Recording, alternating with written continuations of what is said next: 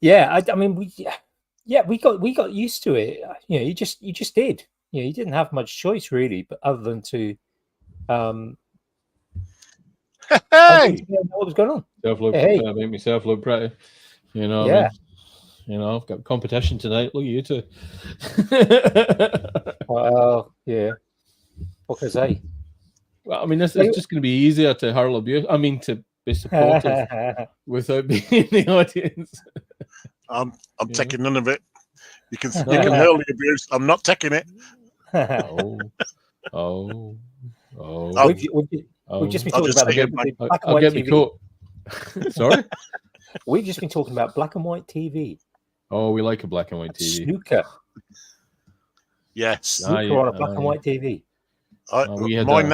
My nan absolutely loved it, Dale. She could tell you, it didn't matter how far the balls had been smacked. She knew what colour was what. We just used to sit there gobsmacked. I want to dwell on the opportunity to discuss your gran being admiring of balls and understanding how far she had to smack them. well, she didn't go into details and explain that to us, but you know. we had 12-inch rotary black and white in the bedroom as kids. That was what ZX81 was on. Yeah, there was a, and you had we had 3 channels at the time. Oh yes, 3. The 3. There was the 1, the 2, and the ITV. Yeah. I mean, eventually we get channel 4 kind of thing, but hey. And at the end of the day, they stopped. Not like they do now; they run all through. But the only one that was the exception to that was, the exception though was BBC 2 because, and now it's the Open University. What? Used to love Open University. Normally for me it would be kind of sort of Saturday morning. I'd get up early on Saturday morning. Yeah, at 6 o'clock. And I'd be watching some of the stuff then. There was some good stuff. We knew we'd stopped up too late. If the Open University come on, it was like, it's time for bed. This is over my head.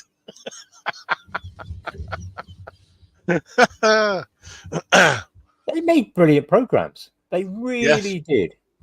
Yes, but they still do. But the problem was it wasn't comedy. I mean, after you just had the young ones on and things like that, it was like, no, please, no, not the Open University. I learned one of the best pieces of advice I ever got from the Open University. With the pipe and the beard and the elbow patches, we're talking about VDU displays and how to look after your eyes, kind of thing. You know what I mean? At 54, I retain 20/20 vision, and I have no carpal tunnel syndrome, and arguably one of the most aggressive typers that anyone would know. You know, so far so good. It's not done anything for me sanity, mind you. I mean, there was nothing fucking involved in that. I mean, it was you know, I mean, kind of thing. I'm now trying to look like these guys that were on that show. I need the pipe, kind of thing. You know, you definitely need a pipe. You just get the elbow patches. That's my one. I've got to get the elbow patches. That's it. You know, as a teacher, you should have. You were in the wrong one. You were a physics guy. It should have been a geography guy that had the patches, right? Oh no! I have plenty of teachers with patches. I had a corduroy jacket, a fine Italian corduroy. Good Lord! But I had a corduroy jacket. Tell me you had a 2CV. Tell me you had a 2CV. I wish. No. And I had, but I never had. You did. I never had a tweed jacket either. I once had a great conversation with a crash investigator. He came into school. They used to do once I taught at. They used to have a regular program for the sixth formers, where they had various people coming in talking about kind of sort of driving and driving safety, and so they'd be like, police officers. They had people talking about kind of sort of licensing and things like that, drink driving. So they had somebody represented from a charity that got involved with that. And then one of the guys so over the course of like 6 or 8 weeks, the kids would rotate around each of these speakers. And one of them was an ex RTI or RTA crash investigator.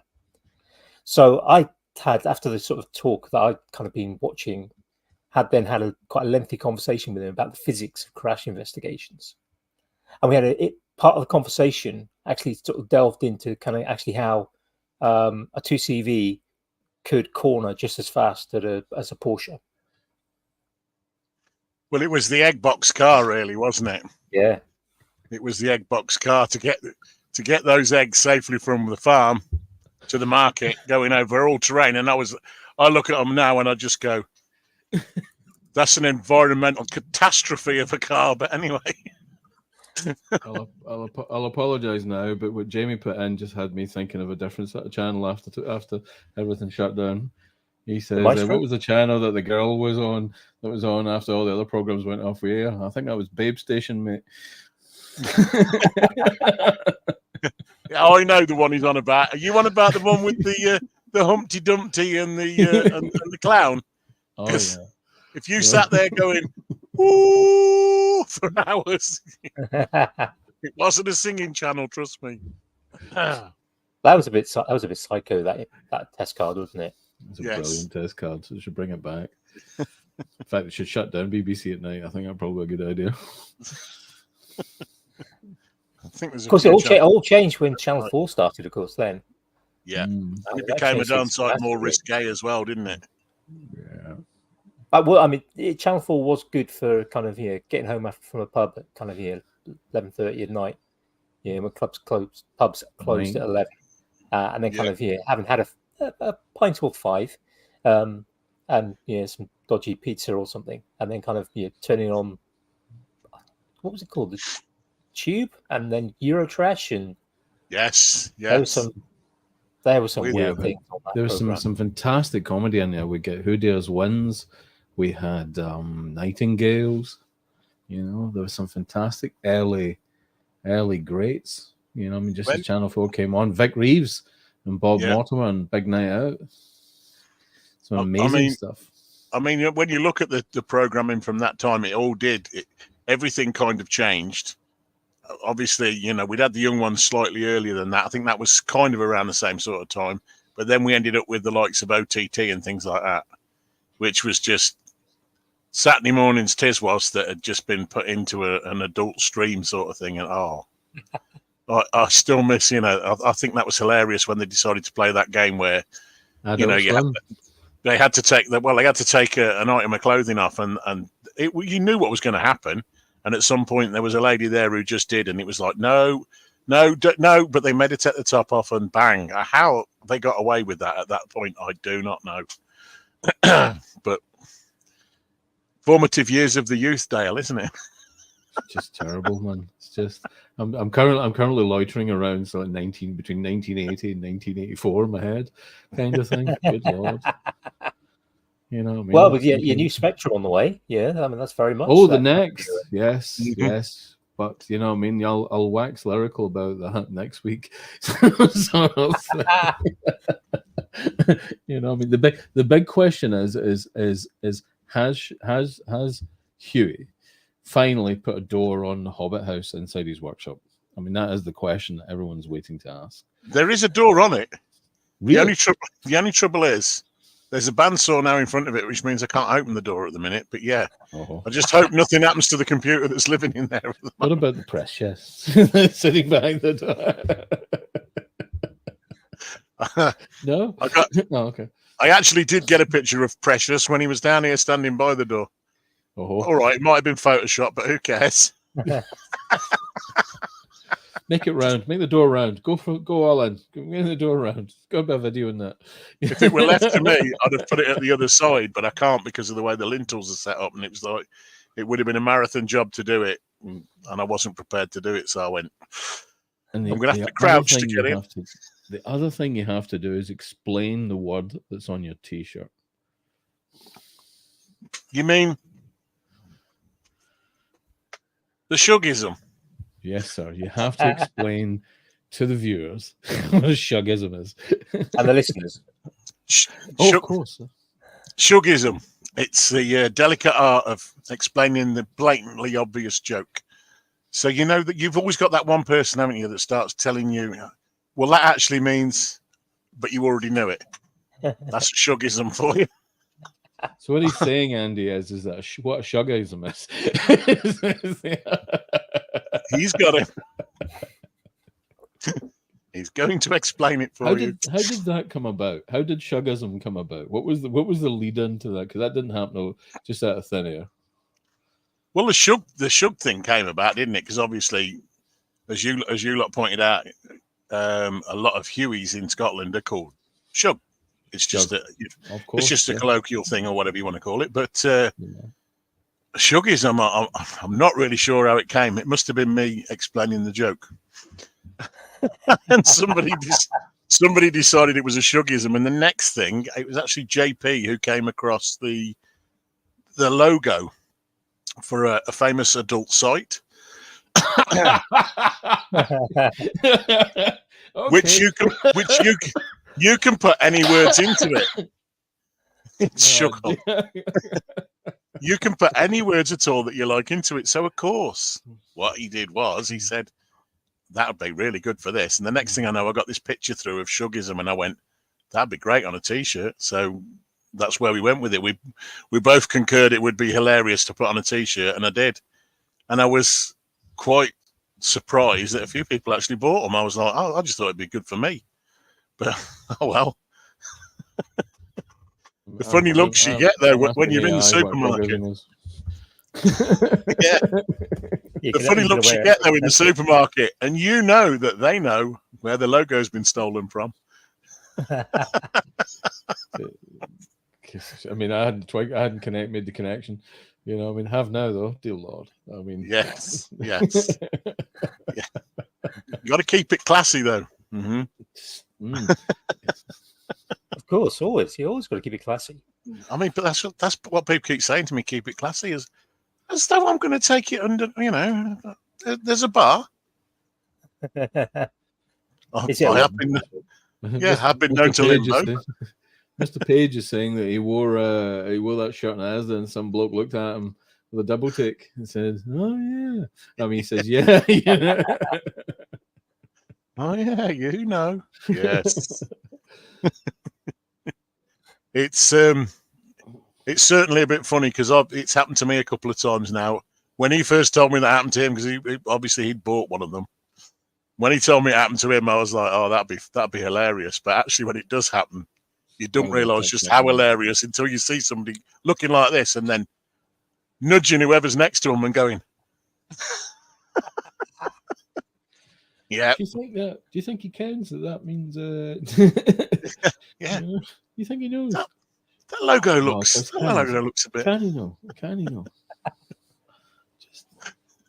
Yeah, I mean, the only thing that could possibly be different or worse than that possibly is somebody coming up to you and go, "I know you from somewhere," or you're seeing somebody and kind of going, "Have I seen you on TV?" Yeah. They go, "Yeah, maybe. Yeah, sort of." Yeah. Looks at you and goes, "Oh yeah, I've seen you in some shorts." Well, yes. I can assure you haven't. Well, Mr. Matthews is starting to offer suggestions of alternatives.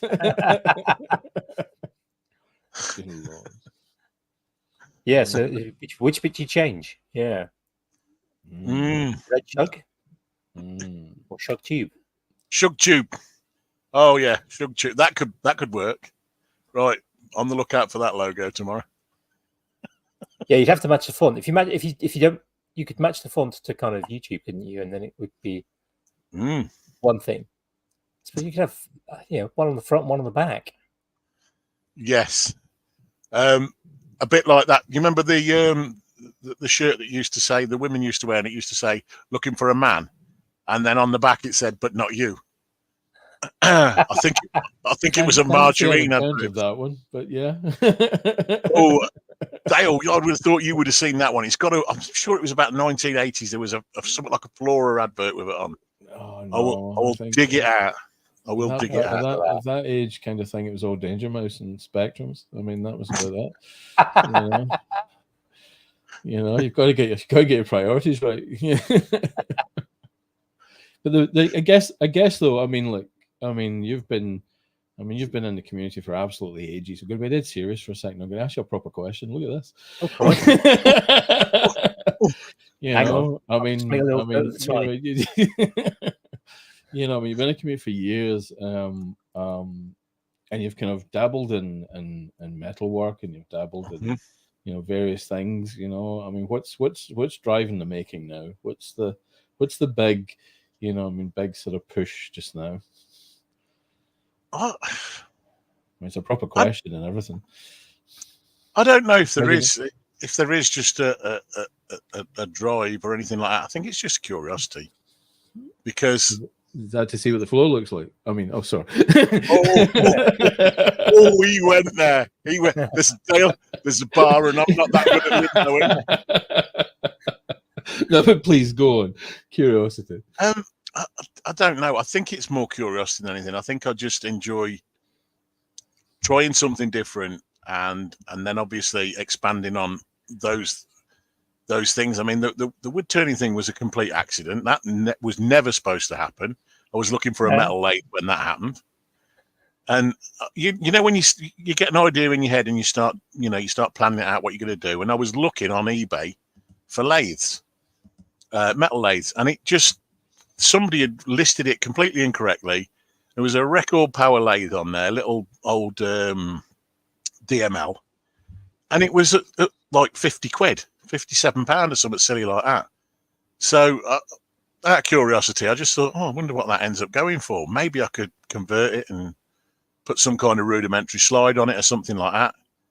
And nobody looked at it because it was in the wrong, you know, listed wrong and everything. And it ended up going for 57 quid. 15 minutes beforehand, because you're watching it, you know, eBay says, don't forget you're watching this. Are you interested? And I went on there and I'm sat there and I'm thinking, it ain't going to sell. Okay, then 20 seconds left. I just went, I'll buy it for the £57 and got it. And I was even more shocked when we went and picked it up and everything worked and that. And I thought, let's give it a quick go. No gouges, no nothing. So I've got a chisel out. Wood turners would honest, they'd have strung me up. And I'm there and I've got a piece of softwood on there and I'm just, turned a rough bowl with this chisel, took it in the house and Bonnie went, what, you just done that? Yeah, I have. I'm going to do it again. And so I went and bought some cheap gouges and it just went on from there. But it was just a curiosity thing. And I think that's what most of it is with me. So God knows what's next. My earliest memory of you is a review of a bandsaw. I think it was that Parkside or some sort? The Aldi one, the little Aldi one. Yeah, fantastic. That was one of my earliest memories of you doing a video. I mean, that's back in the day. You still do they still do them? I mean, I don't know. It doesn't matter. No, they changed to the Ferex one, and very rarely do you see the Ferex ones in store. Yeah. And now they've stopped the mail order ordering from Aldi. It's going to be a lot more difficult to get these. Yes, it stopped about a month and a half ago, about six or 8 weeks ago now, Andy. Oh, flipping heck. I mean, yeah. Yeah, so now you only get in store. You can't go online and order their tools and things like that, because that's what I did before. I'd been on and found stuff on there. But the bandsaw was a complete accident because it was in Aldi. Me and Callum dropped into Aldi on the way back. The usual. Get some bread and milk on your way back. And yeah, okay. And there was just two left at that point, 2 bandsaws sitting on a pallet. And it said, this work zone bandsaw, $29.99. And I went, no. So we picked it up, took it to the counter, and I said, if it's more than that, I ain't buying it because we ain't got the money. And the woman said, no, it's $29.99. And I went, oh, okay, right, we'll have it. Took it, put it in the cart. The next day, the amount of people who said to me, I would have had one of them. I went back to get the other one. That was gone. Yeah. I mean, they were normally like 80 quid. But you didn't I had one. I paid 80 quid and I had it through the mail order. That's how I got mine. Because I could never find one in store. It was never available when I went in, even though it was kind of scheduled to be. So I ended up ordering one mail order, and because it was over 75 quid or something, it was free delivery. It was just like came 2 days later, and for the for a second bandsaw, because my first one was an old Black & Decker 3-wheel. Oh yeah. 70s, which Yeah. was missing the lower guide bearings. So I kept snapping blades and kind of didn't work out initially why I kept snapping blades. And yeah, as a second bandsaw, it was brilliant. Yeah, and I sold it earlier this year to a friend of mine. Yeah, he had it for 25 quid. And for him, it's first bandsaw. Yeah, and it's just like for what he's doing at the moment, it's ideal. I'm sure he'll upgrade at some point in the future. Yeah, I did the same thing. I sold it on with all the blades and everything, and the guy was over the moon with it. He couldn't believe it was a total bargain to him. And I'm just thinking, well, I've just had that saw for 4 years or whatever, completely free. It's not cost me a penny, other than the replacement blades. Yeah, he's quite happy. I moved on to a lumberjack one, and then earlier this year, I swapped the lumberjack out for what's the blue one, Dale, you had? The blue one, what band? Oh, Charnwood. The blue Charnwood. I swapped it for a Charnwood, and yeah, only because I realised I'd got more space than I thought I had. I thought the 10-inch bandsaw was a heck of a lot smaller than the 12, but it's theoretically it's not that much smaller. So I swapped it. However, you might need to explain Mr. Matthews' comment where he says, "But Huey, you can't beat a £3.50 angle grinder." And he's absolutely right. Aldi, font of all tools. Walked into Aldi, and you just don't believe what you see. Walked in there, they got these little angle grinders, the battery cordless ones, at the front of the store, right by the checkout, in a clearance bin. And was it £3.50? I can't remember if it was that or even cheaper. But I went, that can't be right. So I said to the assistant there, I said, "Is that right?" She said, "Yes, but there's only them two." I went, "Not now, there ain't." I got home fully expecting them to be something wrong with them, stuff missing. Boxes were still sealed, they were still intact. Opened them up, ordered the batteries offline because you could never get them in store.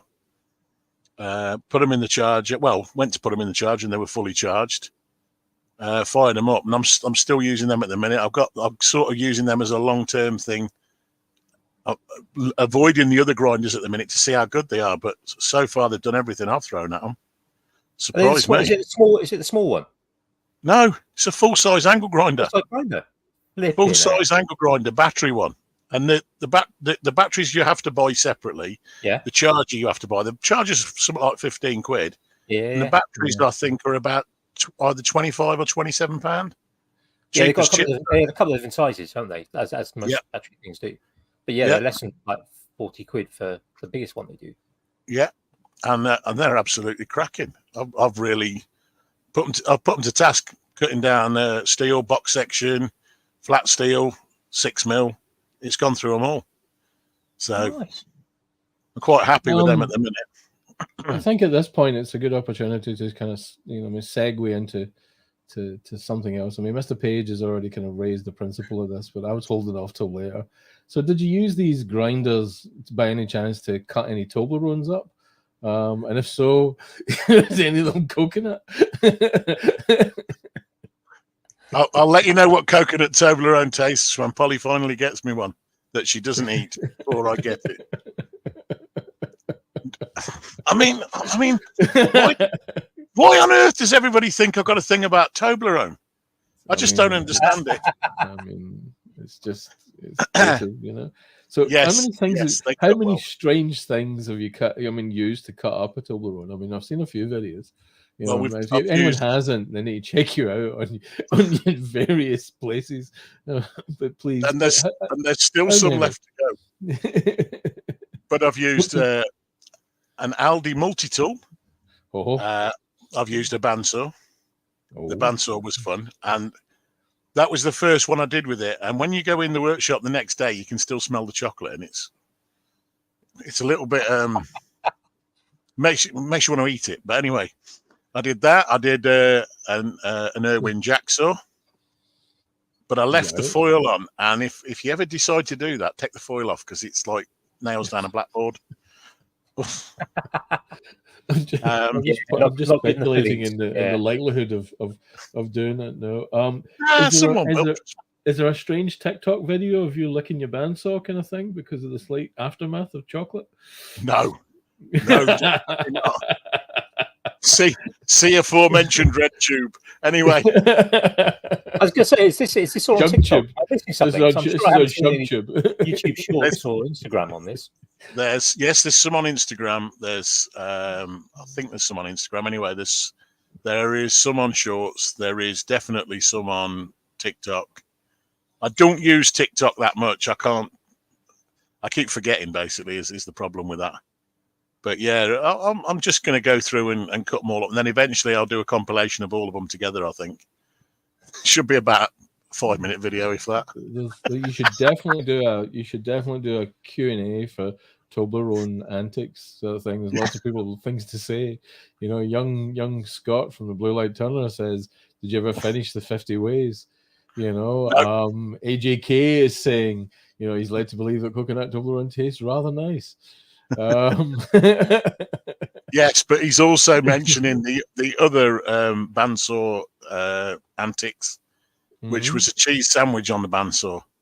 But what the clever editing there doesn't show you is the first time I tried to cut the cheese section of the cheese sandwich on a bandsaw, it actually threw the blade off. Really?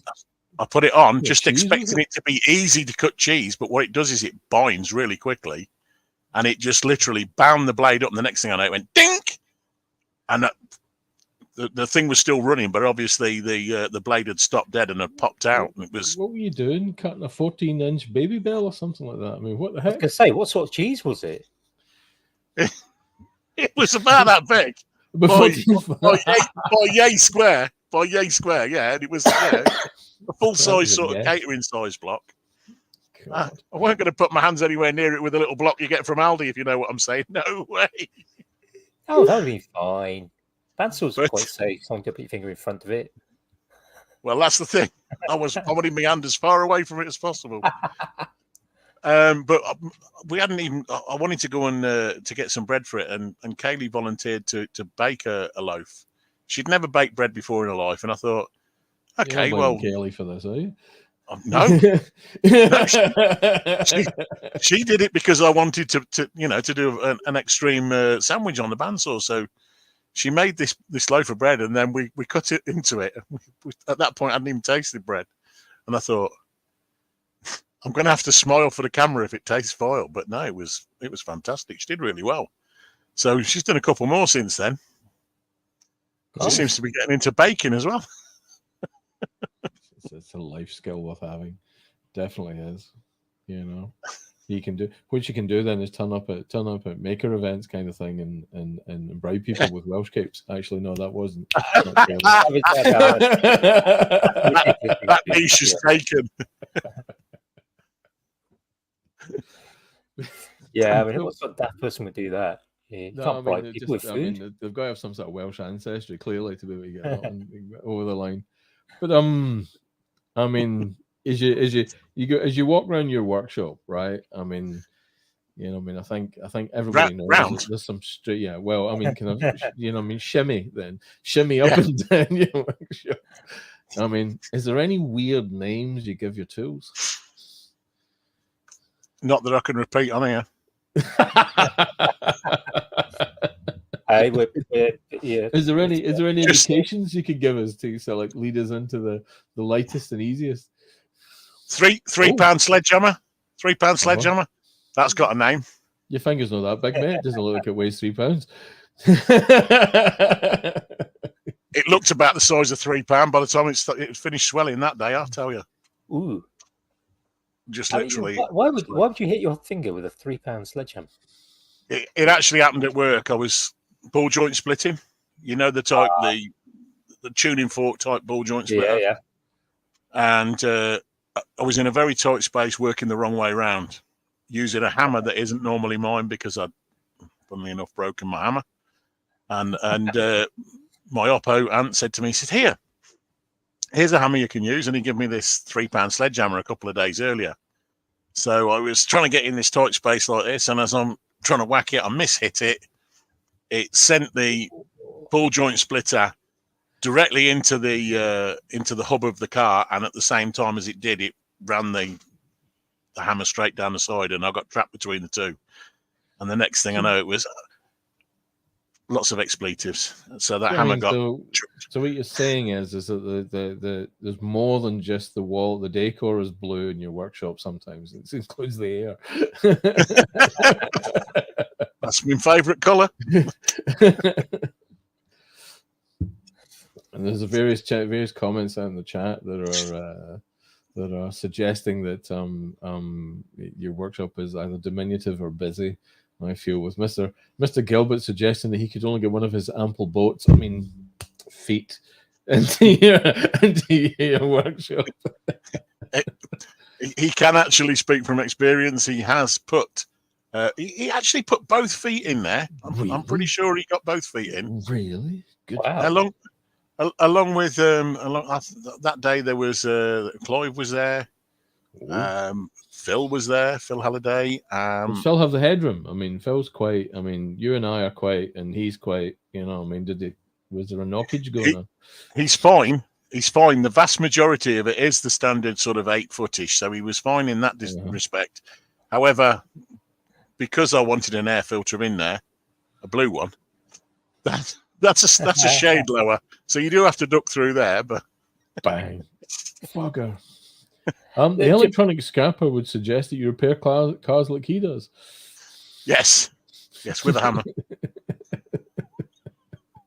Fix it, bash it. I like Lucas. I was going to say the headroom things are a thing. Neil from NMB Woodworks came past my place June time, just before the summer. I popped in, and he's a good sort of 6'4". Selfishly tall. Wait into the right. Go to the tinkerage. It's like he's not a skinny rake. So the tinkerage was a little bit better. So he got into the tinkerage, but there was only one spot he could actually stand upright in it. Oh. Yeah, because I've got a lot of stuff stuck to the ceiling. Oh, yeah. Just like, don't move from that position. You duck to walk in, because the door's only, I think the door is 6'2", and there's a shelf right behind the door. Which, so it's like, it's almost like a mini tunnel. And then there's got to put a tub of whitewash on top of that for somebody that's a bit too tall. Yeah. Comedy effect. Yeah, whitewash might be better than the machete that's currently sitting there. Yeah. Actually, now I'm a bit worried. Well, yeah, you can have at least one sort of defensible weapon near your door, don't you? It's just like, I'm not saying how many there are, but yes, you definitely do. I feel I've got a roll of bin bags beside my door on the way in, kind of thing. I'm not sure how that works out. You suffocate very handy if you get a Polytechnic fashion class come in. I think that'd be useful for. But other than that, I think I'm in trouble. Well, I've got the bags. Don't get me wrong. I've got the bin liners and all the rest of it are there. But it's just such a palaver. It's like, I'm going to clean all this floor. I'm going to dirty it again in a minute. I'll just leave it there and stand on it. I'm taking my leave from Wayne Clasper. I'm telling you. And I'll get taller each time as well. It'll make the lathe easier to use, allegedly. I had a wood turning lesson February time, and the guy who I went to his workshop, and it was a good sized workshop, but there was hardly, I think there was about 6 square feet of space that you could actually stand in, because of the amount of tools and the amount of sawdust on the kind of the floor. At one point, he dropped. He was demonstrating something, and he dropped. What did he drop?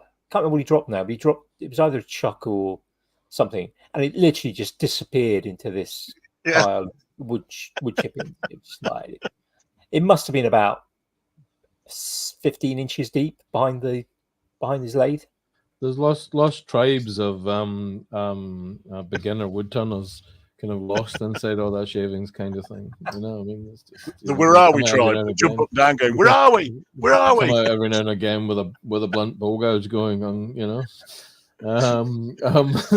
there's some questions regarding do you have a Hoover, young Huey? He knows I've got a Hoover, and I know why he's asked it. It's an Aldi Hoover. Oh. And it's still in the box. It's it's about to celebrate his 3rd birthday. Oh, he wounds me. The man wounds. You know, there's that's why I have 2 of most tools now, though. If I drop them on the floor, I'll just use the other one. Oh, I thought you were going to say you have one that you use and you have the other one kept in the box pristine, like people used to do with match. There is one that's out and about, but that one's well past its sell by date. It does what it needs to do, but it's well past its sell by date. And to be fair, it takes forever to use it. So I bought the new one, and it had a power takeoff with the plan of obviously connecting it to the lathe or the bandsaw, plug it in there, and obviously it could do the extraction. But that requires effort, and it requires getting the space sorted in the first place. Well, every time you waste a day and a half tidying up, you don't get a project done. And at the minute, that's kind of on the back burner. I'm only getting a little bit of time in the workshop, so I've met the most of it. Get in there and make something. Then next year we'll think about it. But over the last 3-4 years, if you were to sort of single out like your favorite project that you've done, right? I mean, because everybody has one. Everybody has that thing they think, yeah, I like that. I enjoyed that. Or, you know, what would it be? I mean, because you've done a lot of sort of cool stuff. What would it be? I think I'm gonna take the safe answer here and say it'd be my copperfish. Yeah. I think that was kind of the strangest.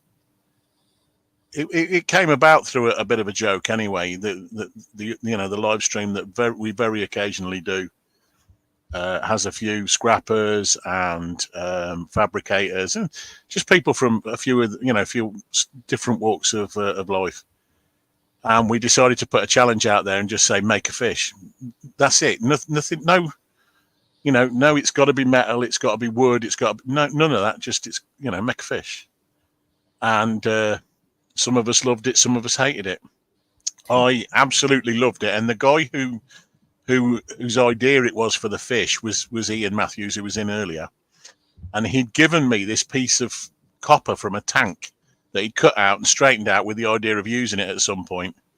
And then he just sent it to me and said, you'll be able to make something out of this. I sat on it for a few months, and then this challenge came up, and I just thought, wouldn't it be, a nice thing to make the fish out of his bit of copper?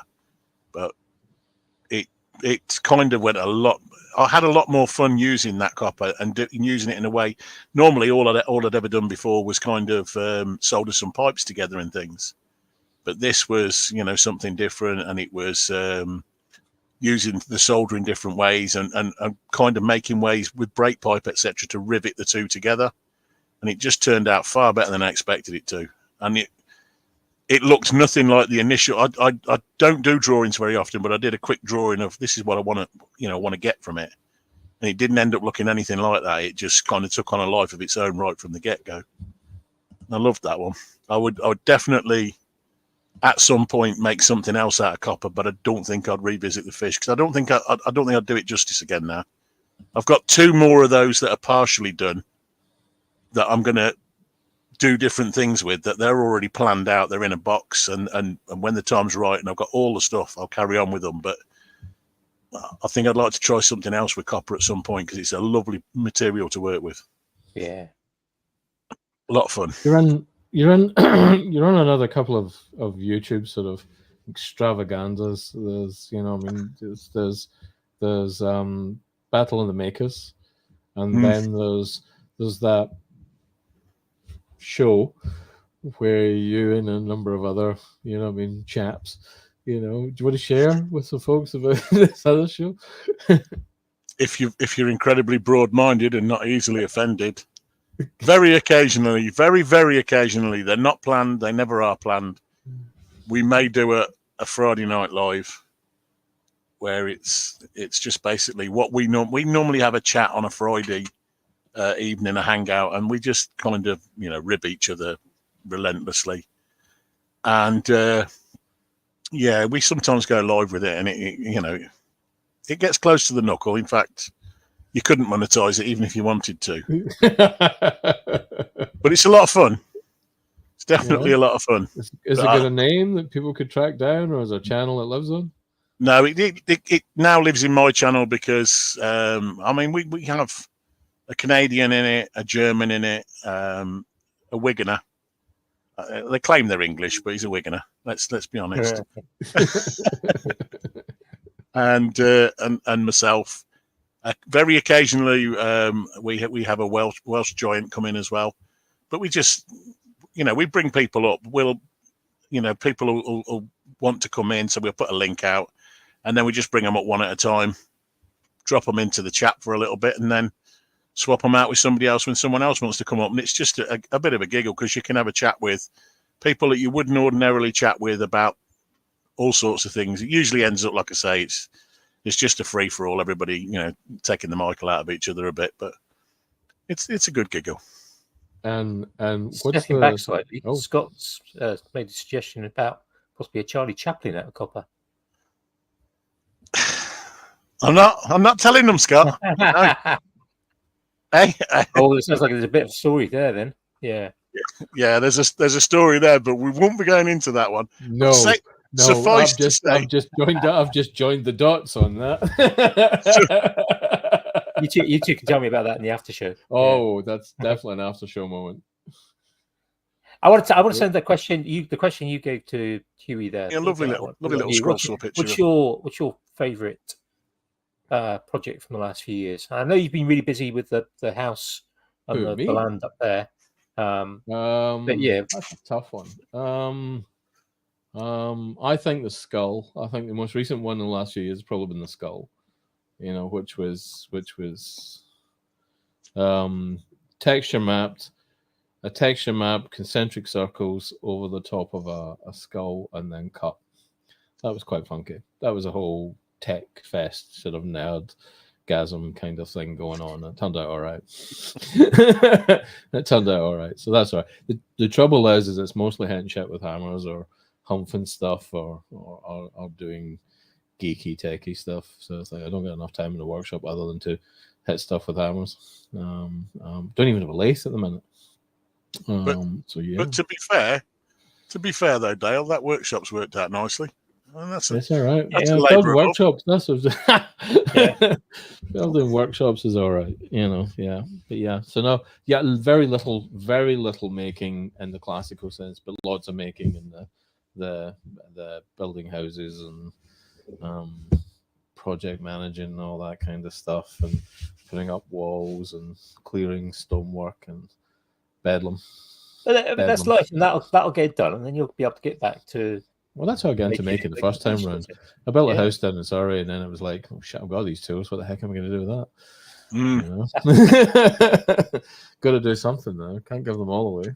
You buy something out of necessity, and then it becomes a bit of fun on the side. Bought a lathe to make some stuff round, kind of thing. That's how that started.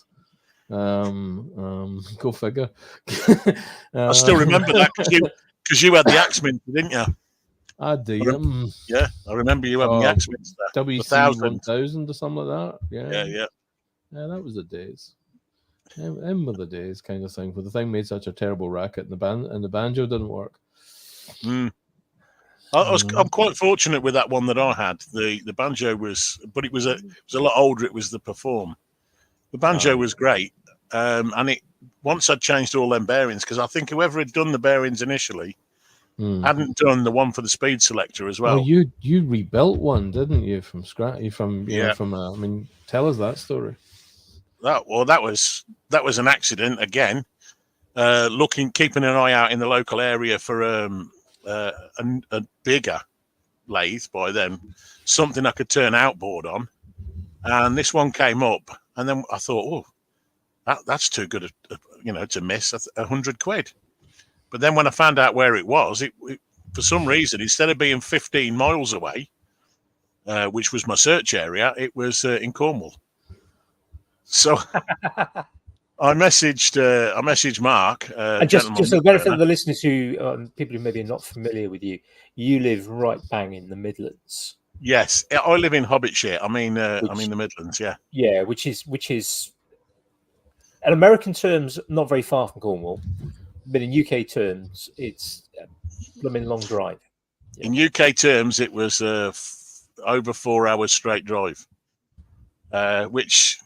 And that's on a good day without any dodgy traffic on the M5. Yeah. Yeah, which is a little bit eye-opening. In fact, it was nearly 5 hours, because when you get off the motorway, you still got nearly an hour. I think it was about 40 minutes before you even get to Bude. But for somebody who was only really sort of getting to grips with the sleep apnea machine. Yeah, it was a fair track.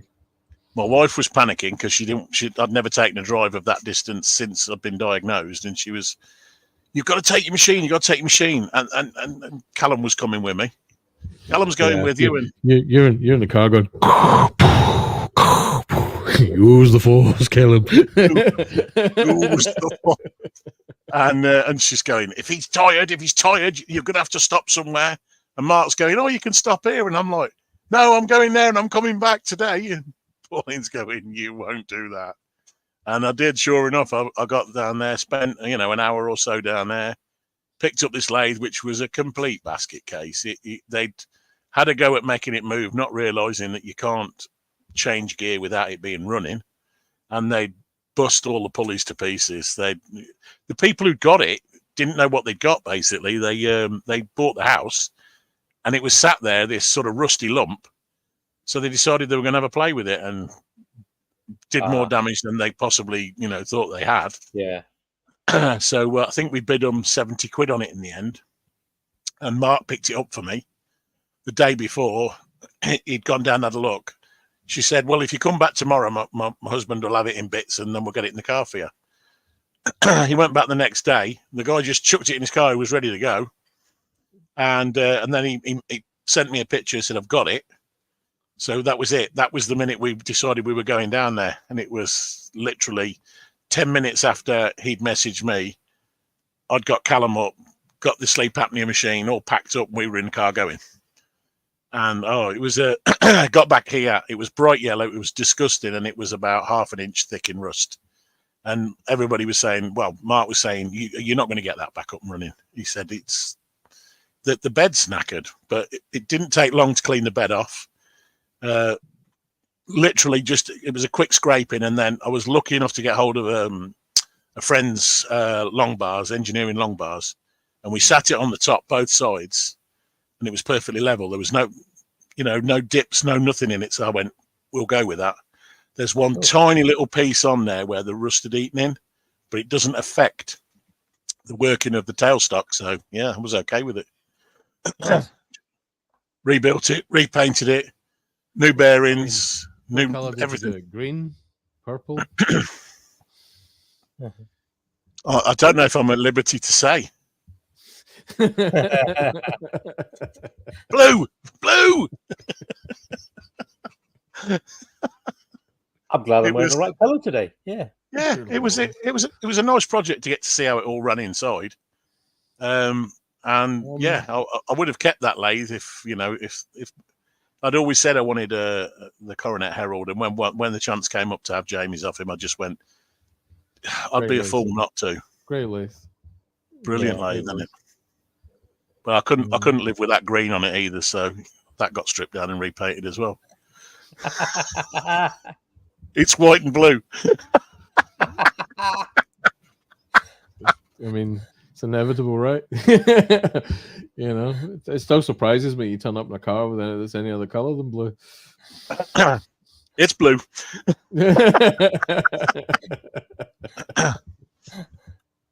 It's becoming a bit of a. My friend doesn't realise that we've got 3 estates that are all blue, and was only shocked when he said, hold on a minute, I'm sure this one was bigger the other day. I said, yeah, that was a 307. This is a 206. Mr. Page refers to it as the Papa Smurfmobile. Yes. But, talk to us about Battle of the Makers. I mean, who's your partner on Battle of the Makers, and how well you getting on? That's the esteemed Wayne the Woodturner. I mean, what Wayne don't know, I ain't got a clue of knowing. So, yeah, I just have to defer to Wayne most of the time. But then I have noticed that there's a distinct lack of any decent musical questions, because I think I was a bit too keen the first couple of times they came up. Oh, someone's went, well, none of them. Yeah, Steve hadn't even finished asking the question and had answered it, and I think he went, "No, we're not having this." We'll have to reduce the number of them. You guys have been what? This is how many have there been this year? Who's winning? For those that don't know, you want to tell us what Battle of the Makers is? Battle of the Makers, yeah, just a couple of teams, 2 on each team. There's an adjudicator, Terry. There's Steve, the questionnaire, question master, and then we've got Joe and Brian on one team, and me and Wayne on the other. And it's basically a bit of general knowledge. There's a fastest finger first round at the end, but there's about, I think it's about 8 rounds in total. And I like that. Come on. Well, maybe a bit like that. It's no wrong with stroking. Is there any bribery goes on? I mean, because Terry has a reputation of being partial to a Toblerone. There is, but the trouble is, how can I bribe Terry with a Toblerone? I can't let them things go. It'd be a crime. How does it work? How does the show work? How does Battle of the Makers work? And how does that work? And there's a coin toss before the live. There's a coin toss. You have 2 sets of questions, and obviously, you pick from the set of questions. The team captain does, which obviously in our scenario is Wayne, and then you get to choose whether you go first or second. And then it's basically they'll ask 4 or 5 questions in the first round, and then they go over to the other team, ask 4 or 5 questions there, and there's a lot of rivalry goes on around that. When there's a round where there's 0 points, brilliant. You know what I mean? Unless it's us, in which case heartbreaking. But whoever gets the 0 points gets ripped about it. Is there an alcohol limit on the show, or is there an alcohol upper limit or lower limit on the show? There's a rumor. Nope. There's a rumor in the chat that staying sober to the end of it is quite challenging. I'll let you know if that ever happens. Let's. The first time it happened, we had no idea how long it was going to last. So I thought, not wanting to appear like I'm just sitting there drinking constantly.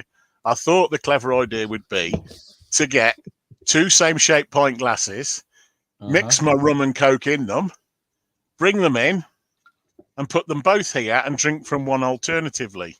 So it went down at a sort of equal level, and nobody, of course, would know. But then the first one took a lot longer than anybody expected, and they were long gone. Polly stuck her head through the soundproof door. That's her term for it, not mine. She stuck her head through and she said, "Do you want another one?" I went, "Oh, yes, please." So I quietly left both under camera, asked her both, and then went, "Just one." Right? To which point she comes walking back in, not attempting to hide them from the camera, walks in with both of them and sticks them right from me. So I nailed them. And then I think after that, I fell into a hangout. Hangout or hangover? Inebriated. I think I fell into a hangout with a few of the lads, and then I think I went into another. I think it was about 3 o'clock in the morning before I went to bed. Mr. Clasper would suggest that the alcohol limit is extendable. Depending on whether my personal barmaid is here to serve me, it's definitely extendable. If I've got to get up halfway through, it ain't happening. Yeah. So when's the next Battle of the Makers? Unsure at the moment. There hasn't been anything set hard and fast, but it's normally towards the end of the month. So I would watch out for last week of the month, kind of thing. I would be thinking it'd be the last weekend of November. All going well. And where could folk find that if they were in and they've not come across it before and they want to find it? SK Crafts, SK Crafts, SK and then Crafts with a K. It's on his channel, and like I say, it's the last Friday of a month usually, providing everybody's in good working order. We'll get together and have a right old time. To be fair, Steve Cavell, talented, capable wood turner. You know what I mean? Outstanding builder, genuine good guy. Strange taste in Land Rovers, though. That Harlequin bowl he posted of today. I haven't seen that one yet. Oh, check it. It's gorgeous. Yeah. Absolutely gorgeous. Yeah. Definitely. Very nice. It's great work. Yeah, real attention grabber. Very nice. My little heckler in the chat is suggesting it's the only way I can get a question right when I get drunk. We'll ask Steve that. He can be the judge of that at some point. Talking of attention grab, we're getting close to the hour for the kind of the main show at the moment. So we normally sort of towards this sort of time start thinking about things that have been grabbing our attention, either something we've done recently or are about to do, or something we've watched or read or seen on TV or whatever. It doesn't really matter. So there's an obvious one. There's an obvious one, Andy, on this one. I think it's got to be the fact that there's quite a few of us in the community looking forward to next week's shenanigans at Harrogate. Yeah. I mean, if you haven't heard that Harrogate's going on and you're in the maker community, you'd have had to have been almost without internet for more than a month. More than a month, definitely more than a month. More than a month, I'm telling you. If it was a little bit further, if it was a little bit further south, and I'd been earning a little bit more money this last month, so definitely been kind of looking at, sort of thinking, I wish I could. It is a bit of a trek, I must admit, but I'm genuinely looking forward. I wasn't even going to go last year. I don't class myself as a woodworker of any way, shape, or form, but bad week at work and a few other things. I hadn't booked the tickets. I wasn't going to go, and then bad week at work, and I just thought, it's my Saturday off. I'm going to have a Saturday off. So I went in, checked what we hadn't overbooked on work, and then just booked myself down for the Saturday off and decided to go to Harrogate almost spur of the moment. And I had an absolute whale of a time. So this year I decided it's, I'm going for the Friday, I'm going for the Saturday for definite, and we may well do the Sunday as well. I've booked the hotel, so let's go and see what it's like. Because a lot of people said that the Friday is, is one of the best days, and I'm like, I'm owed holiday. I'll go and do it. And Polly needs a break, so she's going to come with me this year. Oh, cool! Be a nice weekend away. But the Friday, it's actually the shows on Friday as well, isn't it? That's shows Friday, show Saturday, and show Sunday. Yeah, it's not like Maker Central where kind of Friday is the meet up in the evening, because it's kind of the meet and greet. It's a proper show. It's a proper woodworking show with proper woodworkers and proper wood and proper tools, and it's in Yorkshire, but you can't have everything right. Yeah, but it's Harrogate. That's posh Yorkshire, isn't it? I mean, it's posh Yorkshire. I mean, there's no ecky thumping flat caps. In Yorkshire. Hold on. Allegedly, it can't be that posh because it's letting the riffraff like me up there. So come on. I mean, it's letting the Scots invade from up here, kind of thing. So I mean, it's not on really, is it? Yeah, I mean, them Scots ain't too picky. They let me over the border and everything. Yeah, best because you bought all the pies, mate. Yeah. Straight up to the Douglas Bakery. Come on, in we go. Yeah, we get all the it. Yeah, but I do think it'd be a great weekend for that. It'd be good. From me, that's a very tough one. Well, what do you think about week, just for those who might be wondering?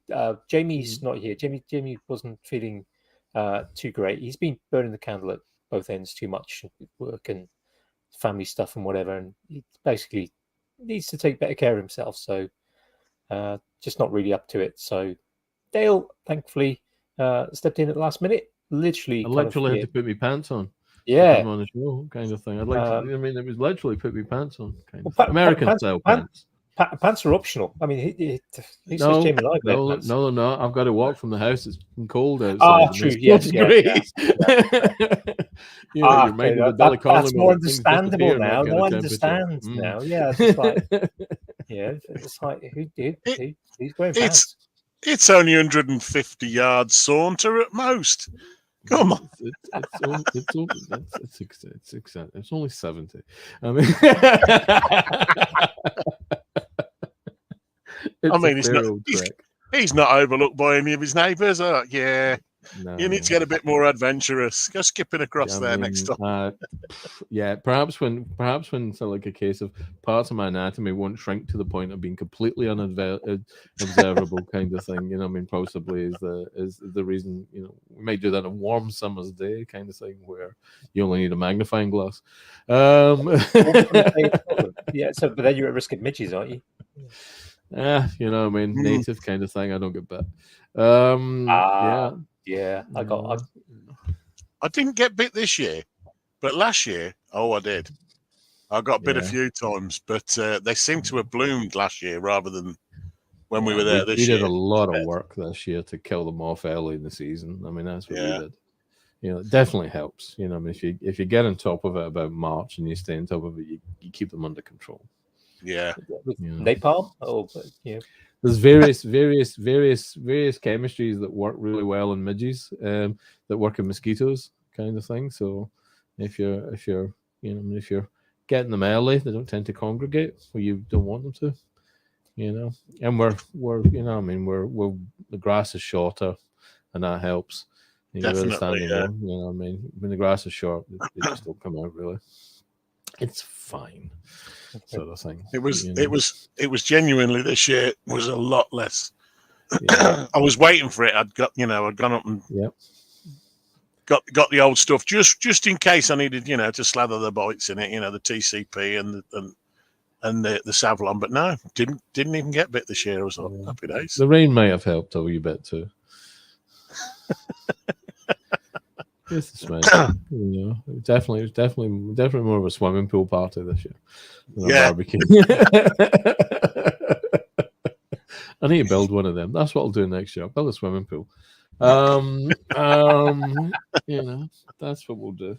No, this week is we finished the roof and the corridor, the glass roof corridor. So anyone's been watching. Facebook and a couple of other places I posted, you'll see some pictures of the roof starting to take shape, which is 3.5 meter by 1 meter glass skylight going over the corridor. It's a fairly meaty sort of thing, but yeah, we're doing that kind of thing. So we don't know if we're going to Harrogate. We'll see. 3.5 meter by 1 meter glass skylights are expensive, so we'll see. Kind of thing. But nice to catch up with everybody. But hey. Other than that, not a lot. But you're expecting a delivery soon, though, aren't you? Which we did kind of mention. Well, it's earlier. kind of. I mean, I was kind of keeping that for next week a wee bit because we'll keep that for next week. Yeah, because that's something else. You're going to be back next week because we're going to have a group chat. Yeah, talking about AI and make it. Yeah. So you lot are going into the artificial intelligence. Way above my head. I haven't even got normal intelligence, so artificial, no. If they're doing a transplant, though, can I have some? I mean, it's. Huey, I'll tell you, with the guests we got on, I'm going to be well out of my league.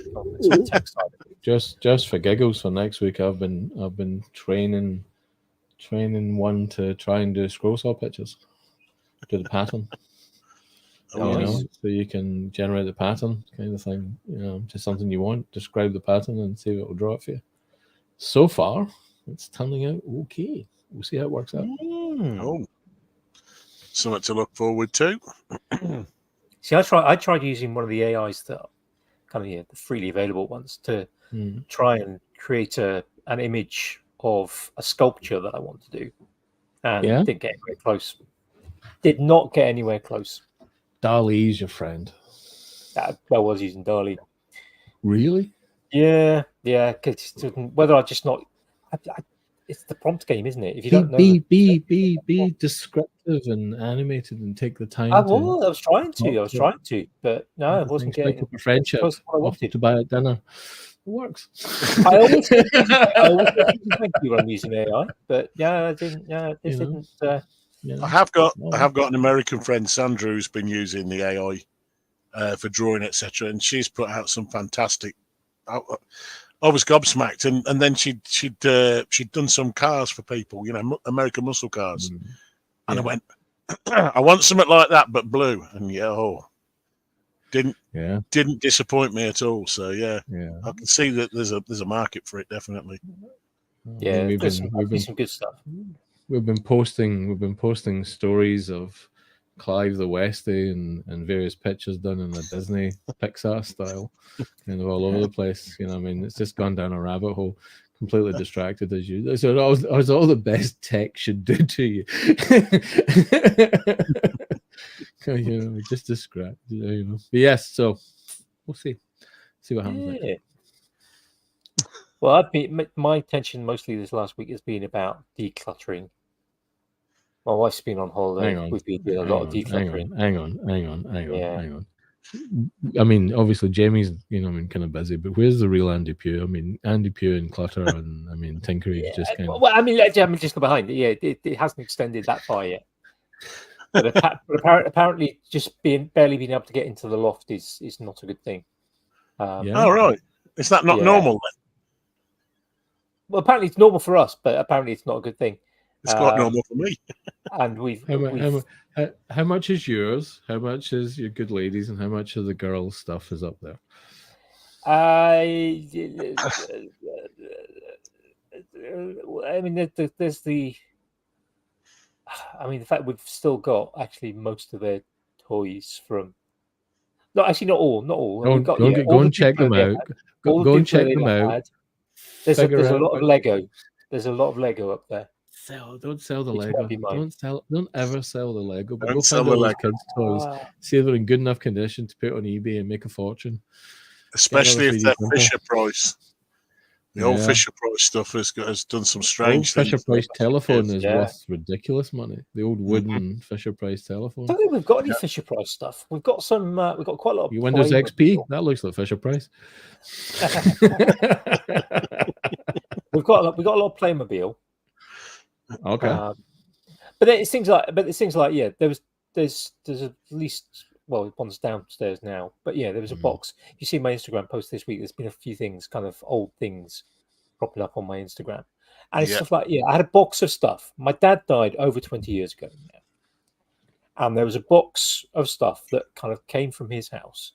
Some of which was stuff from 18th birthday keys and things like that were mine. Yeah, that have been in this box in the loft for 20 years. Because for the first few years, I just didn't want to tackle it. I didn't want to look at it. I didn't want, there was, too many kind of. Yeah. I'm not getting rid of that. Just family stuff. I'm not getting rid of that. It reminds me of him. Yeah. Yeah. And it was like, right, no, I'm going to take it out. I want to deal with it. And it's 20 years now since he passed on. It's a lot longer since my mum passed on. And so kind of, it's been easier. Yeah, and there's some stuff. There's like, I've had a few messages from my sister sort of saying, do you want this? Because I don't want it anymore. And there's stuff that's just like, I don't need a plastic key in a crappy celebration box. Kind of, a little clear plastic box that came from one of the card shops from when I was 18. And it's faded. The plastic is brittle from age, and it's just like I don't need it. If it had been solid silver rather than solid ABS, or not even ABS, polystyrene, just hard polystyrene. Is there It'd be though great to in the story. loft, in the attic, as you've been wandering around, and I've got to credit Mr. Page for this one. He wants to know is do you have My First Tinkerage up there?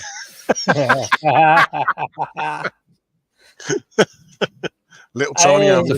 It's a fair question. You can see where he's coming from. Yeah, no, yeah. I mean, technically, first Tinkerage is, as far as I know, still in existence in Plymouth. And second one. So in some respects, this is the third. Actually, the kind of fantastic. Yeah. I mean, there's a Dragon's Dens moment right there, kind of thing for you, Andy. You create, you know, I mean, My First Tinkerage. Go on and show it to the various individuals and say, so this is get people into STEM subjects and how to clutter up the house. Yeah, I mean, I still have. I'm pretty sure I still have a hammer that I had when I was about 5. If metal-headed hammer.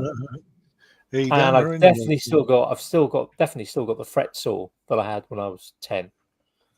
Okay, so, is that like a metal one or a plastic one or proper? It's probably a 12-inch fret saw, wooden handle, metal frame. Okay. So how much damage did you inflict in the beds with that at night? No, I was very well behaved, and I had a cast iron bed. So there's a story there. There's a story there. I had a cast iron bed, so nothing was going to touch that. Yeah. Oh, okay. Yeah, I noticed they're very carefully walking around that topic. Yeah, I think on that note, I think we'll do the after show. Yeah. I want to see the rest of this story and the other stories that we're going to hear about from Huey. We'll have to sign up for Patreon on patreon.com/makerswaffle in order to hear the rest of the after show. So we will say goodbye to folks, and we'll see you next week for a group chat. So bye, folks. See you later. Bye.